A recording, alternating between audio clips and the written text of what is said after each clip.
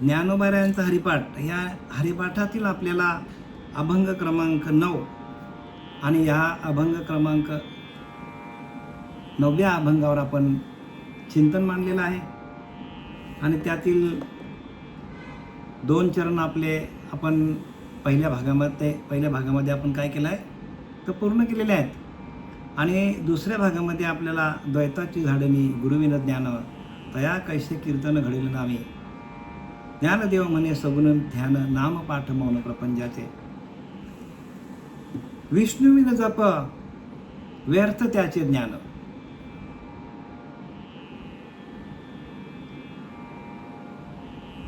विष्णुविन जप व्यर्थ त्याचे ज्ञान, रामकृष्ण मन नाही ज्याचे, उपजोनी करंटा नेण्या अद्वैत वाटा, रामकृष्ण पैठा कैसी होय, आणि द्वैताची झाडणी गुरुविन ज्ञान तया कैसे कीर्तन घडेल नामी, ज्ञानदेव म्हणे सगुण हे ध्यान, नाम पाठ मौन प्रपंचाचे.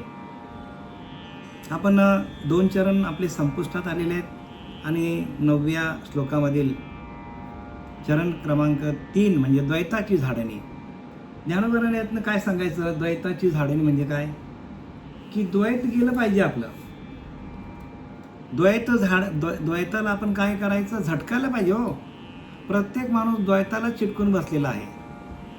म्हणजे जे दिसतं ते त्याला खरं वाटतं, जे आपल्याला दिसतं ते आपल्याला काय वाटतं, खरं वाटतं. पण आपल्याला त्याची झाडणी करायला सांगितली आहे. आणि त्याची झाडणी करण्यासाठी आपल्याला गुरुला शरण जावं लागतो. असे बरेचसे लोकांनी गुरु केले पण त्यांचा द्वैत गेलेला नाही अजून. आणि ज्ञानोबा सांगतात द्वैताची झाडणी आणि गुरुविन ज्ञान. बघा, द्वैत जर गेलं नाही आणि असा गुरु केला आपण की त्यातनं आपला द्वैत भाव निघून गेला तरच तो गुरु आहे. आणि मी वेगळा आणि देव वेगळा म्हणजे तो गुरु नाही, सांगतात ज्ञानोबा. या अभंगातून ज्ञानोबा आपल्याला सूचित करतात की गुरुविन ज्ञान म्हणजे गुरुशिवाय आत्मज्ञान होत नाही. आणि आत्मज्ञान झाल्यानंतर मी आणि परब्रह्म वेगळा नाही आहे, मीच परब्रह्म आहे असा भाव तयार होतो. आणि म्हणून द्वैत झाडायचं कसं, द्वैताला झटकायचं कसं, आणि याच्यासाठी आपल्याला विवरण ज्ञानोबा देतात. द्वैत कसं झटकता येईल,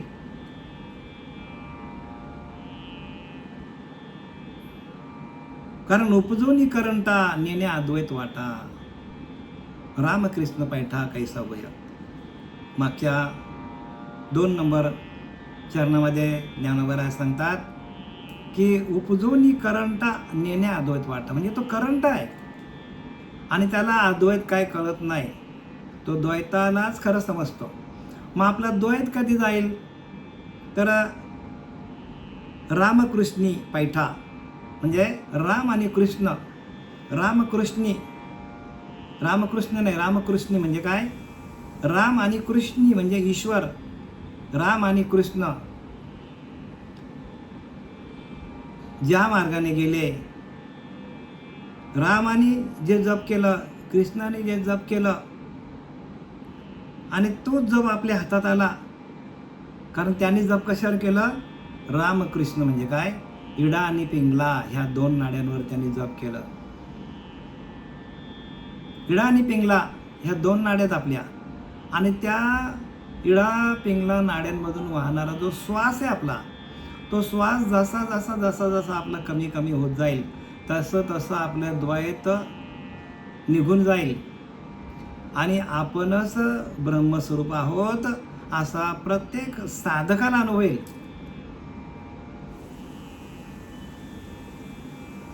हरिपाठ साधकांसाठी बरं का, सर्वसामान्यासाठी लोकांसाठी जरी बोलण्यासाठी असला, जरी गाण्यासाठी असला, तरी संतांनी ज्ञान लिहून ठेवलं आहे साधकासाठी.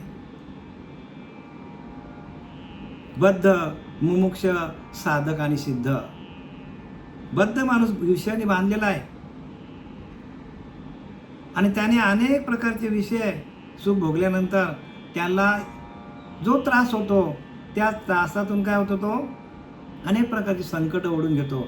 आणि एखाद्या माणसावर संकट ओढल्यानंतर तो मुमुक्ष म्हणजे काय होतो, मुमुक्ष म्हणजे सगळ्या प्रकारची संकट आल्यानंतर माणसाला त्रास होतो. अनेक प्रकारची बहु दुःखे भोगिले जने तयाशीच परमार्थ बाणे. अनेक प्रकारचे दुःख भोगल्यानंतर त्याला असं वाटतं की आपल्याला मोक्ष कधी मिळेल. मुमुक्ष म्हणजे मोक्ष, मुमुक्ष होतो म्हणजे मोक्षाच्या दिशेकडे जातो. आणि मोक्षाच्या दिशेकडे गेल्यानंतर तो गुरु शोधतो. आणि गुरु शोधल्यानंतर तो साधक बनतो. लक्षात घ्या. म्हणजे बद्ध, मुमुक्ष, साधक आणि सिद्ध. साधक अवस्था म्हणजे काय की आपण श्रीगुरूने दिलेल्या त्या नामाचं चिंतन एका जागेवर बसून करणं, त्याला साधक म्हणतात. ठाईच बैसुनी करा एकचित्त ज्ञानभराय सांगतात की नाही. मग आणि ती साधना आहे. आणि ते साधना करता करता आपल्याला द्वैत घालवता येतो. आणि जो ध्यानाला बसत नाही, जो साधना करत नाही, जो आत्मचिंतन करत नाही, आत्मस्वरूपाशी एकरूप होत नाही, आत्म्याचं भजन करत नाही, तो द्वैतामध्येच आहे. त्याचं द्वैत जाणार नाही. आणि म्हणून सगळं भजन सांगितलंय श्वासावरती सांगितलंय. अजपा जपणे उलट प्राणाचा तेथेच मनाचा निर्धार असे बघा. ज्ञानोबरायाने सांगितलंय तेथेच मन तुमचं स्थिर होईल. आणि मन एकदा स्थिर झाला, चित्त स्थिर झाले की तुमचं श्वास आपोआप कमी कमी कमी कमी कमी कमी होत काय होतो, अगदी शांत होतं माणूस. श्वास पूर्णपणे थांबले जातात.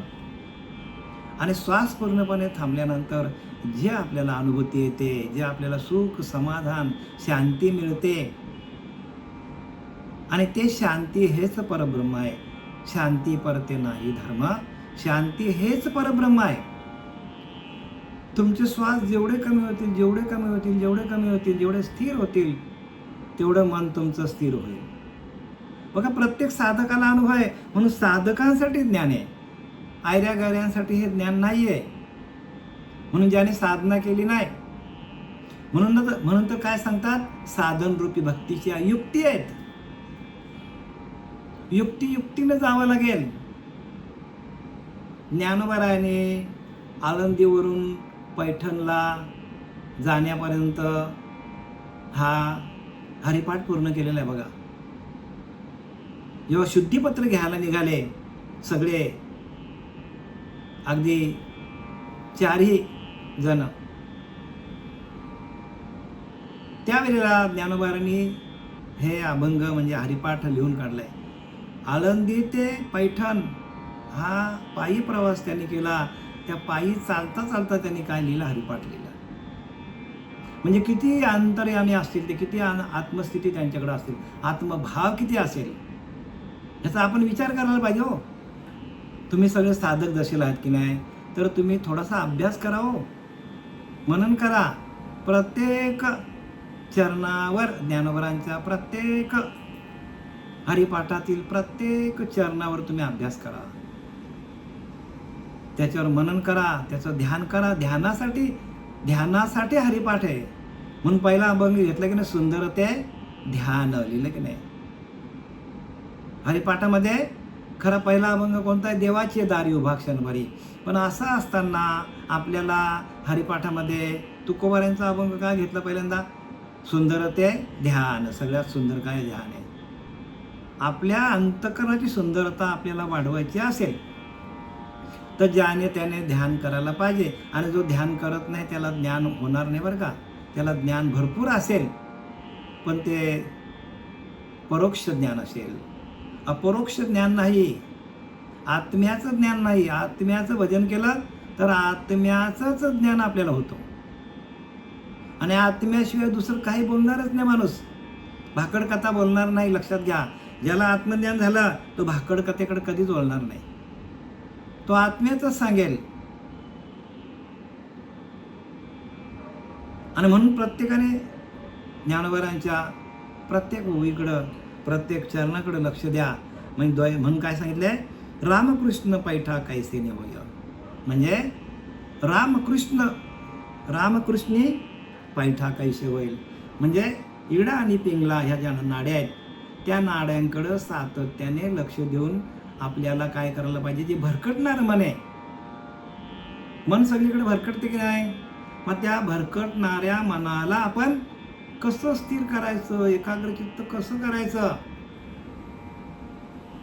म्हणून मी परत परत तुम्हाला तुकोबारायांचा अभंग सांगतो. तुका म्हणे मन मुरे मग जे उरे ते तू. म्हणजे याचा अर्थ काय. तुका म्हणे मन मुरे म्हणजे मनाचा स्वभाव काय आहे की संकल्प विकल्प तयार करणे. मनाचा स्वभाव आहे सगळीकडे फिरून येणं. एका जागेवर बसलाय म्हणून बसलाय पण सगळीकडे फिरून येतं मन. अगदी तिन्ही लोकांना एका क्षणात प्रदक्षिणा घालून येते, एका क्षणात बरं का. पापणी मिटतं न मिटतं एवढी मनाची धाव सगळ्यात काय आहे. सगळ्यात तेज असेल तर ते मन आहे. आणि त्या मनाला थांबवणं, एकाग्रचित्त करणं एवढ्यासाठी प्रत्येक संतांनी ग्रंथ लिहिले. लक्षात घ्या, ग्रंथ कशासाठी आहे. मनाला स्थिर करण्यासाठी, मनाला शांत करण्यासाठी, मनाला एकाग्रचित्त करण्यासाठी. कारण आत्मा कसा आहे, आत्मा स्थिर आहे. आत्मा कसा आहे, चिदाकाश आहे, चिदाकार आहे. काय आत्मा स्थिर आहे ना. आपण काय करतो, आपण अस्थिर आहोत. आणि आत्मा सम आहे सगळीकडे आणि आपण सगळीकडे वावचरलोय. सगळीकडे मनुष्य सगळीकडे काय करतो, मनाला घेऊन सगळीकडे फिरत बसतो. एका तासामध्ये कोटी वेळा सृष्टी होती जाते दृष्टी पाहे तोची. एका जनार्दनी असे किती आले आणि किती मेले. किती लोक आले आणि किती मेले त्यांची गणनाच नाही. त्यांनी काय केलं, एका तासामध्ये कोटी वेळा सृष्टी होती जाती दृष्टी पाहे तोची. एका तासामध्ये कोटी वेळा सृष्टी निर्माण केली एका जागेवर बसून फिरून सगळीकडे आणि मोडून पण टाकली. ऐका जनार्दन असे किती आले पण हरिनाम सेविले तेची धन्य. बघा काय सांगतात नाथ बाबा, हरिनाम सेविले तेची धन्य. ज्याने हरिनामाचं सेवन केलं त्याच्याकडं हा जो भाव आहे, संकल्प विकल्पाचा भाव जो आहे तो निघून जातो आणि मनुष्य काय होतो, हरिनामातूनच स्थित होतो, स्थितप्रज्ञ अवस्था होतो, स्थिर होतो, एकाग्रचित्त होतो, शांत होतो, समाधानी राहतो, आनंदी राहतो, आपल्या आत्मस्वरूपाशी एकरूप राहतो. एवढे सगळे वैशिष्ट्य त्याच्यामध्ये आहेत. रामकृष्ण नामी बघा, म्हणजे आपला जो श्वास जातो येतो तिथे सगळी काय केलं, तिथं गुह्य काय केलेलं आहे, गुह्य ज्ञान तिथे आहे. आणि म्हणून कबीरदास सांगतो, कमाल काहे को बजावे ढोल, एक श्वास निकल गया तो तिन्ही लोक का मोल. बघा, कमाल काहे को बजाता है ढोल, एक श्वास निकल गया तो तिन्ही लोक का मोल. बघा, एक श्वास आपला फुकट गेला भगवंताच्या नामाशिवाय, हरिनामाशिवाय, तर तिन्ही लोकांचा मोल आहे. बघा, म्हणजे पृथ्वी काय म्हणतात त्याला, मृत्यूलोक, पाताळलोक, स्वर्गलोक, या तिन्ही लोकांना जेवढी किंमत नाही तेवढी किंमत एका श्वासाला आहे. आणि ते श्वास आपले चालल्यात भसा भसा भसा भसा. त्या श्वासाकडे कोणाचंच लक्ष नाही, त्या श्वासावर कोणी भजनच करत नाही. आणि म्हणून सगळं परमार्थ चुकीचा चाललेला आहे जगामध्ये, कोणाचाच नाही बरं का. फक्त श्रीपाद बाबा आले, रामदास बाबा आले, त्यांनी हे काय लोकांना काय लावून दिलं, तर हे क्रम लावून दिला की तुम्ही श्वासावरतीच ध्यान करा आणि श्वासावरतीच घर बांधा. नाथ महाराज सांगतात, माझेने श्वासोश्वास तेनी परिचारिता, निमिष तेचा व्यापार, माझे निज सुखे साचार, तेथेच मी घर बांधिले. बघा, श्वासावरतीच घर बांधा, श्वासामध्येच राहा. रामकृष्णी नामी म्हणजे इडा आणि पिंगला त्या नाड्यांवर आपल्याला ध्यान करावं लागेल. त्याशिवाय आपल्याला खऱ्या ज्ञानाची ओळख पटणार नाही, कोणालाच पटणार नाही बरं का. आम्ही का सांगतो मला माहिती आहे का, हे तुम्हाला आम्ही का सांगतो, कारण ते अनुभव आले ते या जगात देत असे. जे आम्हाला अनुभव आलं आहे ते आम्ही जगाला देतो. जे आम्हाला आमच्या संतांनी दिलं, आमच्या गुरुने दिलं, तेच तुमच्यापर्यंत पोचवण्याचं निरोप फक्त आम्ही तुमच्यापर्यंत करत आहोत. आम्ही तुम्हाला ज्ञान सांगायला आलेलोच नाही आहे. आमच्या संतांचा निरोप तुमच्यापर्यंत कसं पोचेल एवढ्यासाठी आमची धडपड आहे. हे ज्ञान आमचं नाहीच आहे, हे संतांनी प्रगट करून दिलेलं ज्ञान आहे, ते त्यांचं आहे, आमचं नाही बरं का. म्हणून संत कृपा झाली आणि इमारत फळाशी आली, नाही तर ही इमारत अशीच चालली ती. म्हणून काय सांगतात की उपजून करंटा नेणे अद्वैत वाटा. अद्वैत वाटा आहेत त्या, आणि त्या अद्वैत कधी कळेल बघा. द्वैत कल्पिते अशुद्ध, अद्वैत कल्पितेची शुद्ध, आणि अशुद्धतेची प्रसिद्ध सबळ जाणावी. समर्थ सांगतात द्वैत कल्पिते अशुद्ध. अशुद्ध ज्ञान कोणाला म्हणतात? द्वैत, जिथं मी वेगळा आणि देव वेगळा ते अशुद्ध ज्ञान सांगतात समर्थ रामदास. द्वैत कल्पिते अशुद्ध, अद्वैत कल्पितेची शुद्ध. अद्वैत म्हणजे मी आणि परमात्मा वेगळा नाही, मीच परब्रह्म आहे, हे ज्ञान शुद्ध ज्ञान आहे. परत परत लक्षात घ्या. द्वैत कल्पिते अशुद्ध, अद्वैत कल्पितेची शुद्ध, अशुद्धतेची प्रसिद्ध सबळ जाणावे. आणि अशुद्ध ज्ञान जगामध्ये प्रसिद्ध झालेलं आहे. समर्थांनी बाह्य ज्ञानाला खोडून टाकलेलं बरं का. सर्व बाहेरचं ज्ञान त्याला खोडून टाकलं आहे. आणि म्हणून त्यांनी काय सांगितलंय, अजपा मार्ग टाकून खरा. अजपा कशावर आहे? श्वासावरतीच आहे. श्वास जातो येतो, जातो येतो. ऐशी अजपा सकळांशी परंतु कडे जाणते अशी. बघा, जो जाणेल भगवंत तोची संत, बाकी संत नाही आहे. भगवंत कुठे आहे?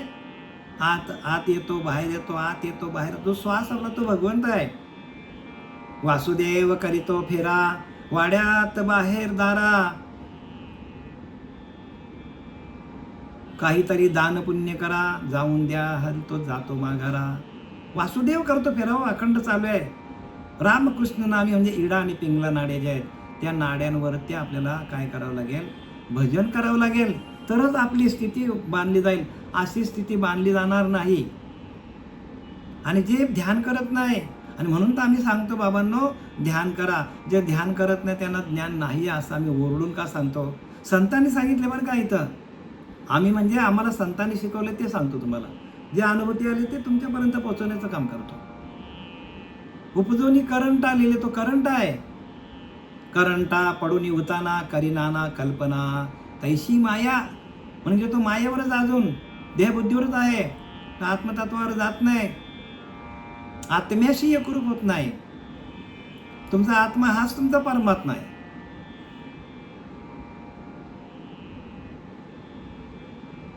आणि त्या परमात्म्याची ओळख घेण्याकरता ह्या प्रक्रिया, त्या क्रिया आहेत. म्हणून क्रियेविना शब्द ज्ञान त्याशी न म्हणते सज्जन. ज्यांच्याकडे क्रिया नाही, नुसतंच तुम्हाला शब्द ज्ञान सांगतात, श्रवणाला बसा, या श्रवणाला बसा, त्यांना संत समजू नका असं समर्थ रामदासांनी प्रत्यक्ष लिहिलं आहे. क्रियेविना शब्द ज्ञान त्याशी न म्हणते सज्जन. बघा, त्यांना संत समजू नका, त्यांच्याकडे क्रिया नाहीत. कसं श्वास घ्यायचं, कसं सोडायचं, कुठं थांबायचं, ध्यानाला बसून इडा पिंगला आणि सुषुम्ना नाड्यांवर आपण ध्यान कसं करायचं, भ्रुकुटीमध्ये जाऊन कसं स्थिर व्हायचं. नाभीपासून उन्मेष वृत्ती ते पराजानी श्रोती, ध्वनी पश्यंती हृदय निवसे. ना आपला संत रामदास सांगतात, नाभीपासून उन्मेष वृत्ती म्हणजे ते नाभीपासून ते उठली पाहिजे आपली कुंडलिनी. ते पराजानी श्रोती हो, परेतून आपल्याला ज्ञान पराजागृत व्हायला पाहिजे.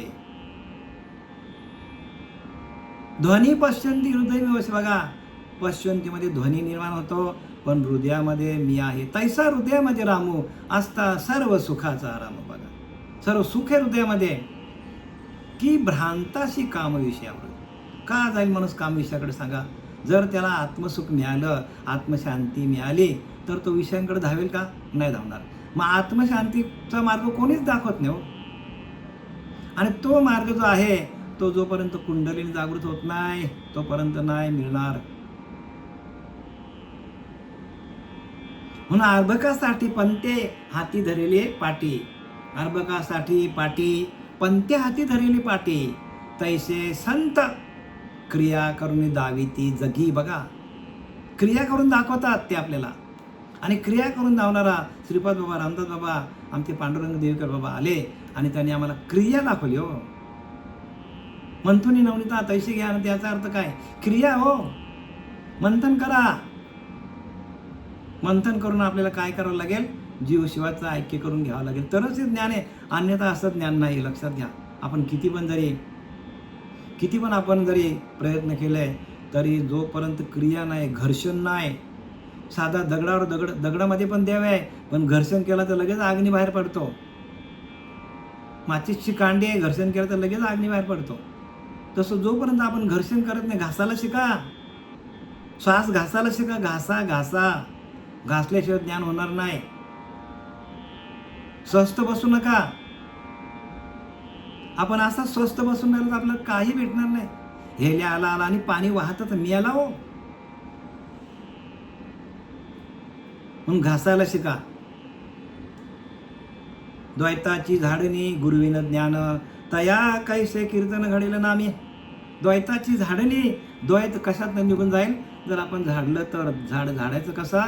तर हे श्वास आपले जे काय बाहेर चालले आहेत, जास्त झोपलं तरी श्वास बाहेर जातात. संघ केला, स्त्री संघ केला तरी श्वास जास्त बाहेर जातात. कोणावर रागवलं तरी श्वास बाहेर जास्त जातात. म्हणून संत कोणावर जास्त रागवले नाही. 4-5 तास झोपावं. जास्त झोपलं की आपले श्वास बाहेर जातात आणि नंतर आपल्या अंगामध्ये एकदम आलस भरतो. बघा तुम्ही, जास्त जेवलं तरी आपल्याला त्रास होतो. म्हणजे सगळ्या गोष्टीवर नियंत्रण करून आपल्याला साधनेशी एकरूप व्हायचं आहे. कारण शरीर आपल्याला कशासाठी आहे? तर शरीर आपल्याला फक्त नामाचा उच्चार करण्यासाठी आपल्याला शरीर मिळालेलं आहे. सगळं प्रपंच करता आपल्याला नाम संकीर्तन कसं करता येईल? आपल्याला नामाचं चिंतन जास्तीत जास्त कसं करता येईल याच्याकडे लक्ष द्या. तरच आपल्याला पुढची अधोगती टळणार आहे. नाही तर जर हे आपण केलं नाही तर मग हे जरी नाही कळलं तर दुसरा येईल. लिहिलं की नाही? कशासाठी सांगतात हे? पिंगला म्हणजे काय? अहो ती पिंगला इडा पिंगला नाडी आहेत त्या. हे जर आपल्याला कळलं नाही ना तर आपल्याला दुसऱ्या जन्माला जावं लागेल. अनेक जन्म आपल्याला यातना सोसावे लागतील. हे सगळं गुह्य आहे बरं का. आणि गुह्यातलं गुह्य. पण हे गुह्य कोणी सांगत नाही आणि ज्यांना माहिती आहे ते करत नाही. म्हणून आलस्य. म्हणून लिहिलं काय? आलस्य कुतो विद्या, कुतो धनम. ज्याच्याकडे आलस आहे त्याच्याकडे विद्या येणार नाही. आणि ज्याच्याकडे विद्या नाही त्याला धन कुठे येणार? धनच नाही त्याच्याकडे, भिकारी तो. जर आपण श्वासावरती जर भजन केलं नाही आणि आलस केला माहीत असून बरं का, तर आपल्याला ती विद्या म्हणजे ते ज्ञान आत्मज्ञान प्राप्त होणार नाही. आणि आत्मज्ञान प्राप्त झालं नाही तर आपण भिकारीच महाराज. का आत्मज्ञानामध्येच सगळं जडलेलं आहे. बाहेरच्या ज्ञानामध्ये काय नाही. हे टाइमपास आहे. म्हणून आम्ही तुम्हाला कथा का सांगत नाही? कारण जास्तीत जास्त तुम्ही भगवंताचं भजन केलं तर आपल्याला सहज राजा रघुवीर, सहज सिंहासनी राजा रघुवीर सोमभाव प्रतीती.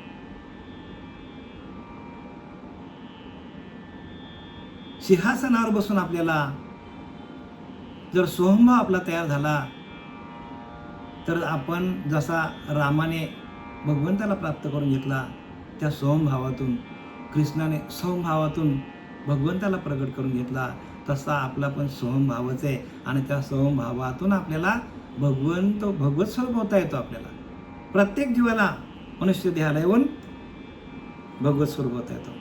द्वैताची झाडणी गुरुविन ज्ञान. द्वैत झाडता यायला पाहिजे. जर आपला द्वैत गेला नाही आपण आयुष्यावर बहिर्मुख राहिलो.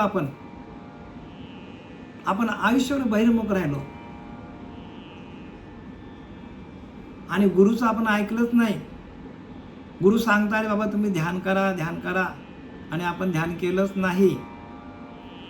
आणि आपल्याला अनुभव आला नाही, आपण दुसरा गुरु केला, तिसरा गुरु केला, तर ते कसं होईल माहिती का? गणपती आपल्याला प्रसन्न झाला म्हणून आपण शंकराकडे गेलो, शंकर प्रसन्न झाला नाही म्हणून आपण दत्त महाराजांकडे गेलो. म्हणजे आपण वाराला देव बदलतो.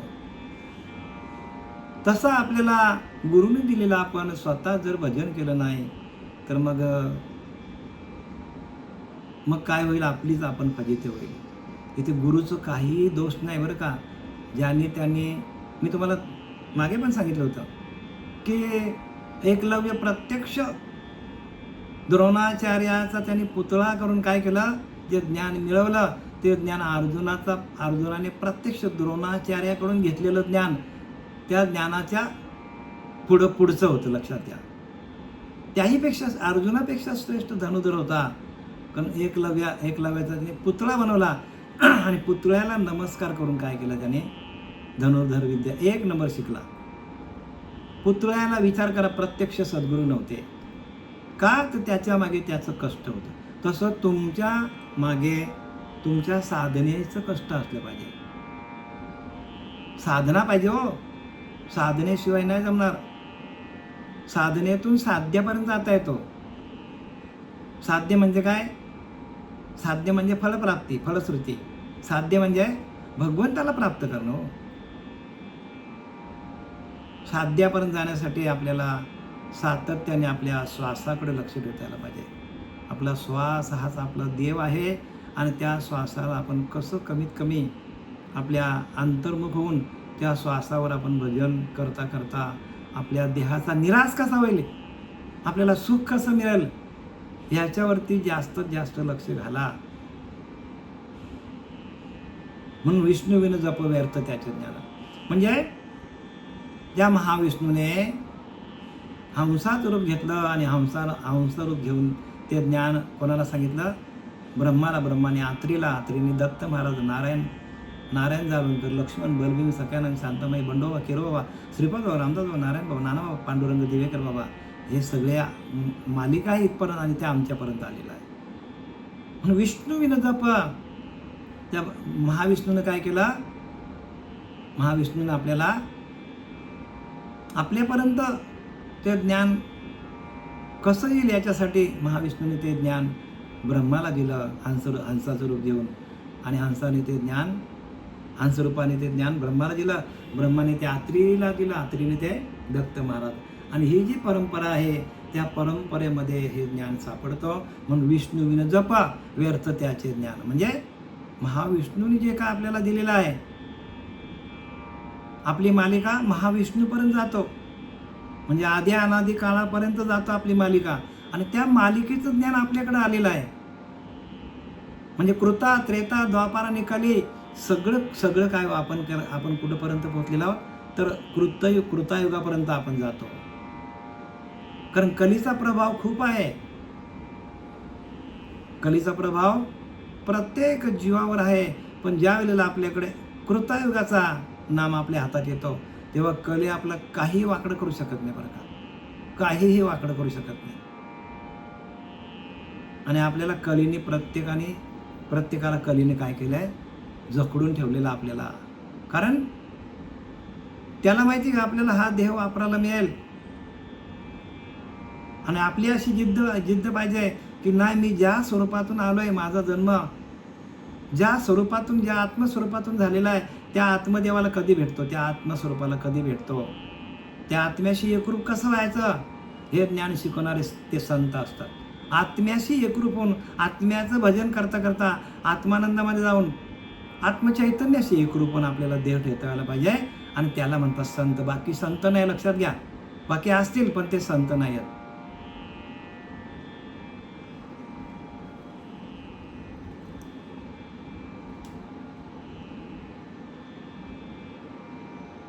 द्वैताची झाडणी गुरुविन ज्ञान तया कैसे कीर्तन घडेल नामी. जर द्वैत गेला नाही तर आपलं कीर्तन चालेल का? तया कैशी कीर्तन घडेल नामी. नामी म्हणजे मी, ई म्हणजे ईश्वर. नामामध्येच ईश्वर आहे. नाम हाच ईश्वर आहे. कीर्तन म्हणजे आपलं भजन, भजन म्हणजे नामस्मरण. मग जर आपलं द्वैतच गेलं नाही तर आपलं चिंतन कसं होईल? भगवंताचं नामस्मरण कसं होईल? का आपला लक्ष कुठे आहे? जे दैवत दिसतात त्या दैवतांकडे आपलं लक्ष आहे. आपलं लक्ष आपल्याच आत्म्याकडे नाही. आणि आपला आत्माच स्वयंभू आहे भगवंत. आणि आपला आत्माच आपला काय करतो? आपला आत्माच आपल्याला भजन करायला लावतो. आपण भजन नाही करत.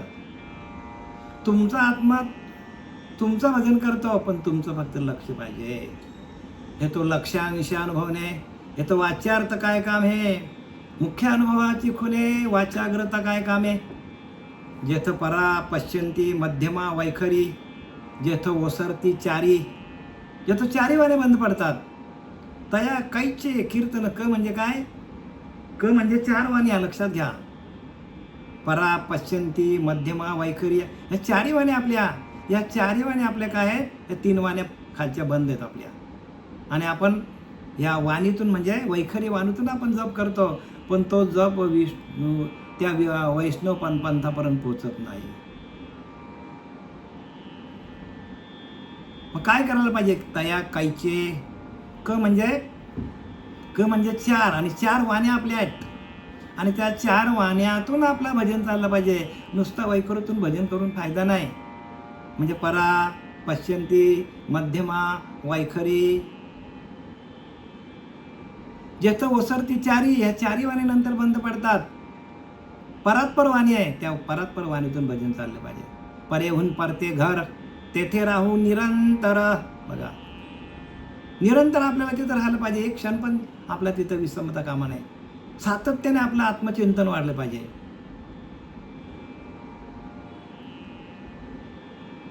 तया कैसे कीर्तन घडेल नामी. जर या 4 वाण्या जर आपल्या जर प्रकाशित झाल्या नाही तर आपल्याकडनं कीर्तन कसं होईल सांगा? रामकृष्णारी भाव हा जीवाचा लिहिलाय. आत्मा तो शिवाचा राम जपे. रामकृष्णारे भाव हा जीवाचा, ज्ञानोबारांनी स्वतः लिहिलंय. रामकृष्णारी मंत्र आहे, सर्व काल जपायला सांगितलंय. पण रामकृष्णारे भाव जीवाचा लिहिलाय. आत्मा तो शिवाचा राम जपे म्हणजे भगवान शिवाने जी आपल्याला जो नाम कुठून आलेला आहे? ज्ञानोबरायांकडनं. आदिनाथ गुरु सकल सिद्धांचा. मच्छिंद्रजायाचा मुख्य शिष्य. मच्छिंद्राने बोध गोरक्षा शिकलं. गोरक्षेवाला गहिनी प्रसादे निवृत्ती दातारा ज्ञानदेव सार चोजवी लिहिलेलं की नाही? म्हणजे आलाय कुठून? परंपरेचा आहे की नाही? भगवान शंकराची ही परंपरा आपल्यापर्यंत आलेली आहे. मालिकेचा विचार करा, त्याशिवाय जन्म मरणाचा फेरा चुकणार नाही. आधी अनादी काळचा संप्रदाय आहे, त्या संप्रदायामध्ये जाऊन बसा. मध्येच कुठेतरी आपले स्वतःच्या मनाने काढलेले संप्रदाय आहेत, तर त्या संप्रदायामध्ये गेलो तर आपलं नुकसान होणार आहे. आपलाच नुकसान. आपल्याच पायावर आपण दगड मारून घेणार आहोत. का अनुभव यायला पाहिजे? प्रत्येकाला अनुभव यायला पाहिजे. आत्म्याचा आपण भजन केलं तर आत्म्याचाच अनुभव येतो. आणि आत्म्याचा अनुभव आला की परमार्थ तुमचा तडीच गेला. लोक भरपूर अनुभव सांगतात, इकडचे तिकडचे. गुरु केला, असं झालं तसं झालं, मला संसारामध्ये 1 BHK होता, 2 BHK झाला, बंगला झाला, गाडी आली, सूनबाई चांगली मिळाली, मुलाचं लग्न झालं, मुली. अरे हे काय सांगण्याच्या गोष्टी आहेत का? हे कुठल्या शास्त्रामध्ये लिहिल्यात का? कुठल्या शास्त्रामध्ये हे अनुभव कुठल्या शास्त्रामध्ये लिहिलेत का? मग हे अनुभव आहेत का? ना, हे मनाच्या कल्पना आहेत. मग कल्पना जाई सांडे त्याची गा संन्यास योग घडे. कल्पना टाकायला पाहिजे. कल्पना अविद्या तेने झाला जीव. कल्पना अविद्या आहे. कल्पना हीच हाच अज्ञान आहे. आणि म्हणून आपण जीव वावरत.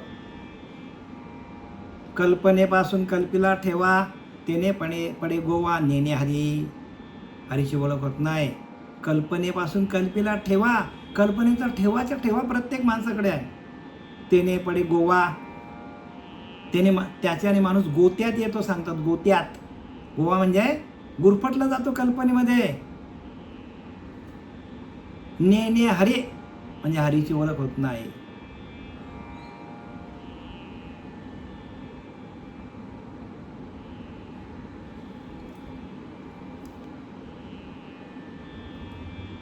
नाम ज्ञानदेव म्हणे सगुण हे ध्यान, नाम पाठ मौन प्रपंचाचे. आता काय सांगतात? ज्ञानदेव म्हणे सगुण हे नाम. आता लोकांना हेही माहित नाही की ज्ञान कशाला म्हणतात हो. ज्ञानाची व्याख्या समर्थ करतात. ज्ञान म्हणजे आत्मज्ञान, पहावे आपणासे आपण, या नाव आत्मज्ञान. मुख्य देवास जाणावे, सत्य स्वरूप ओळखावे आणि नित्य विचारावे, या नाव ज्ञान.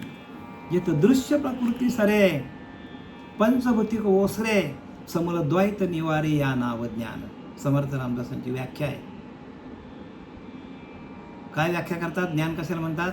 पहावे आपणाशी आपण, या नाव ज्ञान. म्हणजे आपल्या आत्मस्वरूपाशी एकरूप होऊन त्या आत्मस्वरूपाचं, त्या आत्म्याचं भजन करणं म्हणजे ज्ञान. सोपी व्याख्या सांगितली. मुख्य देवा असं जाणावे, सत्य स्वरूप ओळखावे. मुख्य देव कोण आहे? अंतरेचा अंतरात्मा. त्याला जाणा, त्याचं भजन करा. सोप्या भाषेत बरं का, 450 वर्षापूर्वी लिहून ठेवलंय. पण आपल्याला कधी कळेल हे? आपल्याला गुरु मिळाला पाहिजे ना, परंपरेचं मिळालं पाहिजे. मुख्य देवास जाणावे, सत्य स्वरूप ओळखावे, नित्य विचारावे, या नाव ज्ञान. नित्य काय? अनित्य काय? नित्य काय आहे? भगवंत. नित्य काय? आत्मा, अंतरीचा अंतरात्मा. अनित्य काय? माया आहे. मग आपण अजून मायेवरच आहोत. आपण त्या स्वरूपापर्यंत, आत्मस्वरूपापर्यंत आपण गेलोच नाही. आत्म्याची भेट झालीच नाही. म्हणून जीव शिव ऐक्य करी तो सद्गुरू सांगतात. जीवाची आणि शिवाची भेट करून देणारा तो गुरु असतो. आणि जीवाशिवाची भेट करून देत नाही, नुसतंच आपल्याला श्रवणात ठेवतात. पण त्याचा विचार तुम्हीच करा. ज्याने गुरु केला असेल. आम्ही काही तुम्हाला सांगू शकत नाही. कारण आम्ही जेवढं सांगायचं, जेवढं आमचा अधिकार आहे तेवढं सांगितलं. काही लोकांना त्यातनं वाईट वाटतं, पण त्याला करणार काय? कारण धर्माचे पालन करणे पाखंड खंडन, ह्याची करणे आम काम, बीज वाढवावे नाम. बीजच आहे, अनादिकालचा बीज आहे. तो पेरल्यानंतर उगवणारच आहे. पण ते बीज सापडलं तर पाहिजे आपल्या हातात. आणि ते आम्हाला सापडलं. सच्चिदानंद सद्गुरू श्रीपाद बाबा, रामदास बाबा, नारायण बाबा, नाना बाबा, पांडुरंग दिवेकर बाबा ह्याने आम्हाला ते दिलं. आणि त्याच्यामुळं त्याचं काय केलं? आम्ही स्वतः संक्रमित करून घेतलं. बीज डोक्यावर हात ठेवून काय केलं? संक्रमित करून घेतलं. आणि त्याची अनुभूती आली. म्हणून आम्ही तुमच्यापर्यंत सांगायला आलोय. म्हणून आम्हाला संतांनी दिलंय.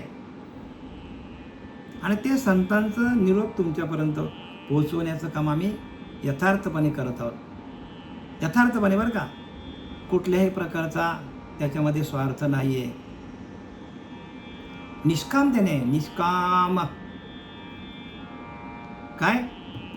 निष्कामतेने सेवा करतो. निष्काम म्हणजे कुठल्याही प्रकारचा आम्ही बरं का, या आनंद संप्रदायामध्ये जेवढे साधू होऊन गेले त्यांनी निष्कामतेने सेवा केली. श्रीपाद बाबा, रामदास बाबा, नारायण बाबा, नाना सगळ्यांनी निष्कामतेने सेवा केली. आणि म्हणून त्यांना ते प्रगट झालं. निष्काम भजने भगवंत जोडे. बघा, निष्काम भजनातून भगवंत जोडला जातो. कारण कामनेची भक्ती इच्छिते धन संपत्ती, तयांच्या चित्ती बोध कैसा. त्यांच्याकडे बोधच नाही, म्हणून कामनेची भक्ती.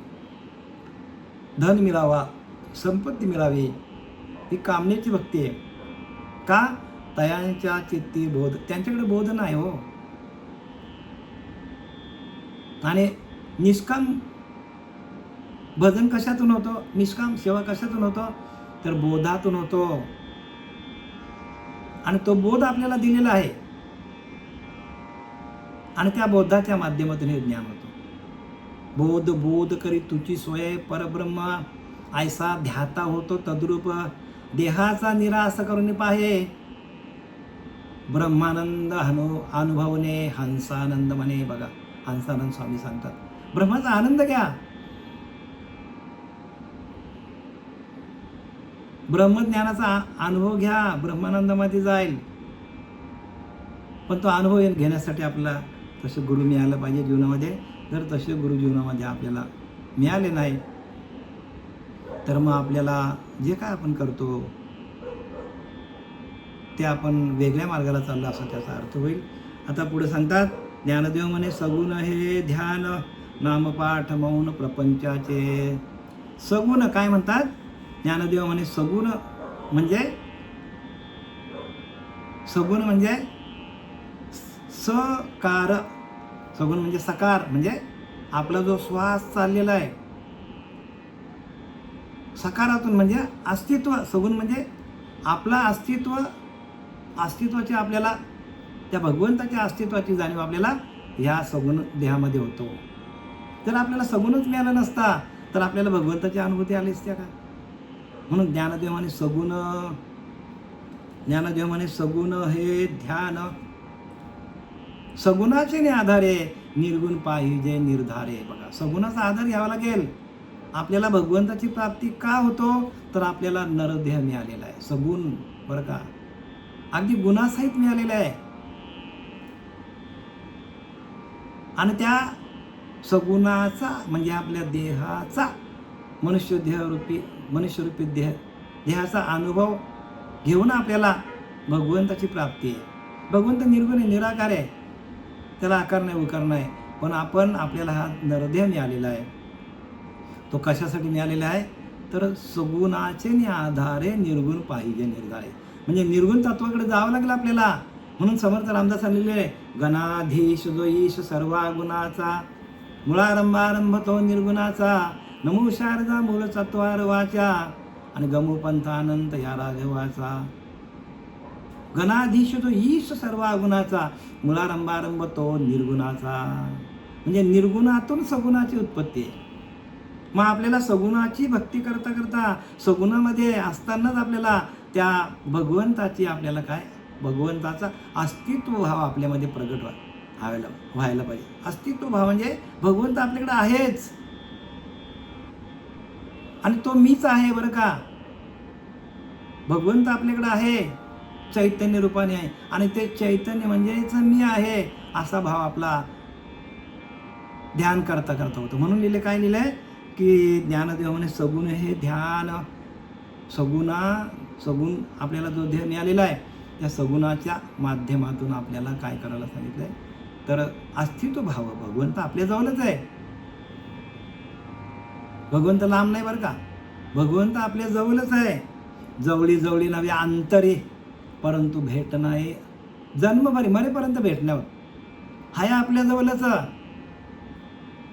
आहे. तरी परमसुगम परिजनाशी झाला दुर्गम, का जायचे चुकले वर्म सत्समागमाकडे. का वर्म चुकला? कोणत्या सत्समागमामध्ये जायचे लोकांना कळत नाही. ज्या सत्समागमामध्ये नाम नाही, आत्म्याचं चिंतन नाही, त्या सत्समागमामध्ये आपण आयुष्यभर जाऊन बसलो तर आपल्याला त्याचं ज्ञान होईल का? ज्या दुकानामध्ये बरं का आपल्याला कपडे खरेदी करायचे आणि आपण कुठे गेलोय किराणा मालाच्या दुकानात गेलोय, भेटतील का कपडे तुम्हाला? मग जी दुकानं आपल्याला आत्मभाव आत्मचैतन्य आत्मानंद देतात, आत्म्याशी एकरूप करून देतात, जीव शिवाचं ऐक्य करतात, अशाच आपल्याला आधी अनादिकालची जी परंपरा आहे त्या परंपरामध्ये जाण्यासाठी ज्ञानोबा सांगतात, विष्णुविन जप व्यर्थ त्याचे ज्ञान. बघा, विष्णुविन म्हणजे वैष्णवपंथ म्हणजे महाविष्णूने, मुख्य महाविष्णू चैतन्याची मुळं संप्रदाय फळ तेथून ये. हंसरूपी ब्रह्मा उपदेशी श्रीहरी चतुर्शोकी चारी भागवत. त्या निर्गुण निराकाराने महाविष्णूने हंसाचं रूप घेतलं आणि हंसाने ते ज्ञान ब्रह्माला सांगितलं आणि तिथून ती परंपरा आपल्यापर्यंत आलेली आहे.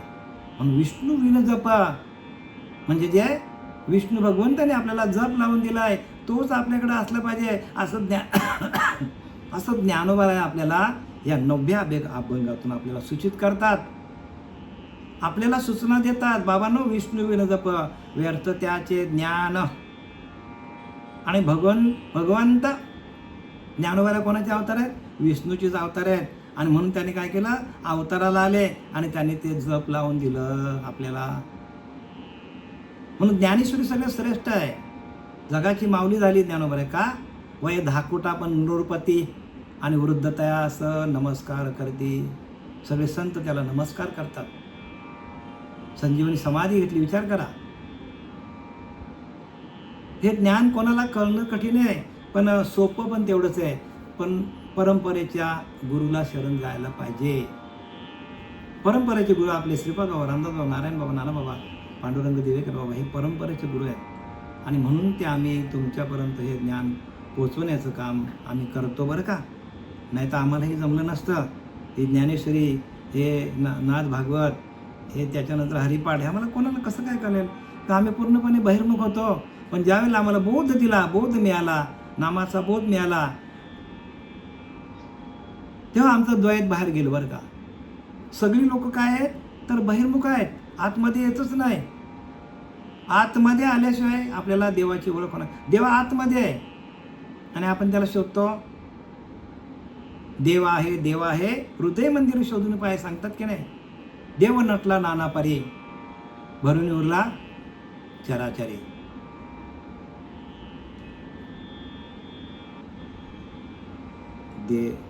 देव नटला नाना परी आणि भरून उरला चराचरी. म्हणजे बघा, आपल्या जनाबाई सांगते की नाही, देव आहे, देव आहे, हृदय मंदिर शोधून पाय. हृदय हाच आपला मंदिर आहे आणि त्या मंदिरामध्ये असलेल्या त्या आत्मदेवाला, त्या आत्म्याशी आपण एकरूप होऊन त्याचं ध्यान केलं तरच आपल्याला. ते ध्यान कुठे शिकवलं जातं? तर वैष्णव पंथामध्ये. विष्णू विन जप व्यर्थ त्याचे ज्ञान. आणि पुढे काय लिहिलात? नामपाठ मौन प्रपंचाचे. नामपाठ मौन प्रपंचाचे म्हणजे आपण त्या नामाचा पाठ केला, त्या नामाशी आपण सातत्याने अभ्यास केला तर मौन प्रपंचाचे. तर आपल्याला बोलायची इच्छा होत नाही, मौन होऊन जातो माणूस, मौन होऊन जातो. आणि प्रपंचातून बाहेर निघून काय करतो? भगवंताशी एकरूप होतो. नामपाठ मौन प्रपंचाचे. मौन धरून आपण जर शांत राहून, स्थितप्रज्ञ राहून, स्थिर राहून त्या भगवंताचं नामचिंतन केलं तर आपल्याला प्रपंच काय आहे? प्रपंच लट्टिका आहे हो. ह्या लट्टका प्रपंच आपल्याला सहज. संसारी असावे, आसुनी नसावे, जैसे पद्मपत्र जळामध्ये. जसा कमळाचं पान पाण्यामध्ये आहे पण पाणी अंगाला लागून घेत नाही, तसं कमळ चिखलामध्ये आहे पण चिखल अंगाला लागून घेत नाही. तसं आपण प्रपंचामध्ये राहून काय आहे तर प्रपंचाला आपण मिठी न मारता, प्रपंचाला आपण कवटाळून न घेता आपण त्या भगवंताच्या ध्यानामध्ये एकरूप होऊन जातो आणि आपण भगवंताचं भजन अखंड करतो. आणि त्यासाठी आपल्याला परंपराच मिळाली पाहिजे. म्हणून विष्णू विन जप व्यर्थ त्याचे ज्ञान. हा वैष्णव पंथामध्ये या महाविष्णूने अवतार घेऊन हंसाचं रूप घेतलं आणि हंसाने ते ज्ञान ब्रह्मा, आत्री, दत्त असे ही परंपरा, या परंपरेचं ज्ञान आपल्याला आत्री, दत्त, नारायण जालवणकर, लक्ष्मण बलभीम, सत्यानंद, शांताबाई, बंडोबा, किरोबा, श्रीपाद बाबा, रामदास बाबा, नारायण बाबा, नाना बाबा, पांडुरंग दिवेकर बाबा या सगळ्यांच्या कृपा आशीर्वादाने प्रत्येकाला, सिद्ध पुरुषाला एकामेकाच्या डोक्यावर हात ठेवून ते ज्ञान प्रकाशित केलेलं आहे आणि ते ज्ञान आपल्यापर्यंत आणून सोडण्याचं काम माझे सच्चिदानंद सद्गुरू पांडुरंग दिवेकर बाबा यांनी माझ्यावर कृपादृष्टी केली आणि ते ज्ञान तुमच्यापर्यंत पोचवण्याचं काम मी करतो. झालेली सेवा आपले सच्चिदानंद सद्गुरू श्रीपाद बाबा, रामदास बाबा, नारायण बाबा, नाना बाबा, पांडुरंग दिवेकर बाबा यांच्या चरणी समर्पित करते.